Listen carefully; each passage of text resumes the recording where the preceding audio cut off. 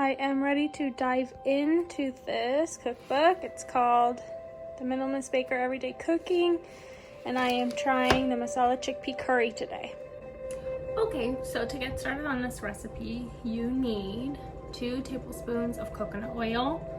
I did like 1.5 teaspoons of grated ginger, 5 cloves of garlic or 2.5 tablespoons, 1/4 teaspoon of turmeric, paid for by my sponsors.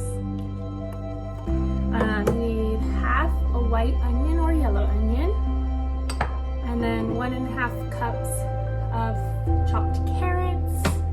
Then I'm starting with 1 cup of vegetable broth, and then also 1 cup of coconut milk. While I'm getting all of these ready, I have my rice cooking, and then all my food scraps again I'm freezing so that later down the line I can make a vegetable broth. Okay, so it's heated up enough. I'm gonna add, this is 2.5 tablespoons, so I'll add most of the coconut oil, then let that heat up a little bit. Once that heats up, I'm gonna add the carrots, onion, and the garlic here.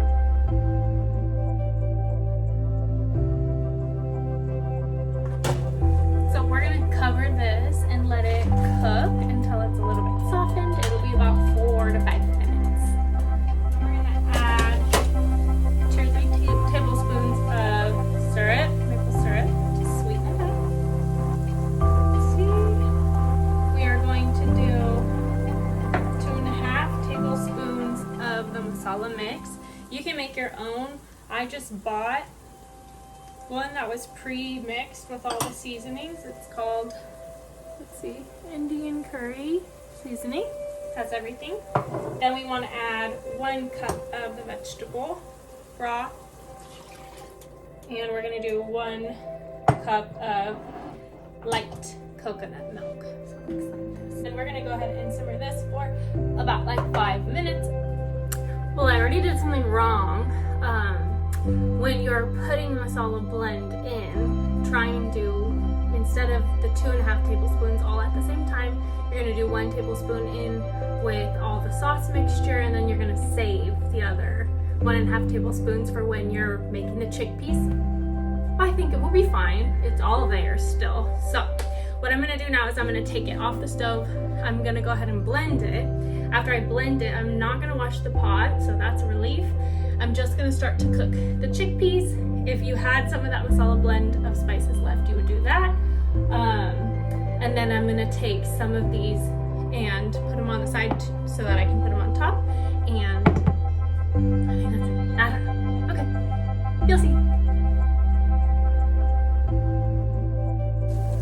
So now I'm going to scoop out some of the chickpeas to use as a topping. So here we go.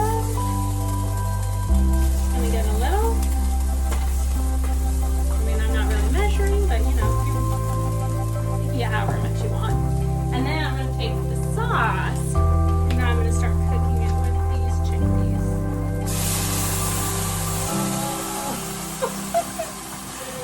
And I'm going to turn it down a little bit.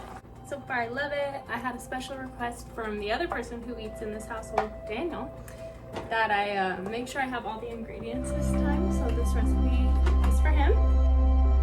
Well, I've had this cooking now for about 20-25 minutes. I read in the cookbook that you can cook it for 10 to 15 minutes, but the longer that you simmer it, the more flavor it gets.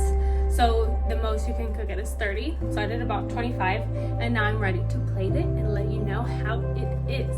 I'm also, just a caution, because, I don't know, my blender turned like a little bit yellow from the curry sauce, so use something that you don't care about. I'm soaking with baking soda, so we'll see how that goes.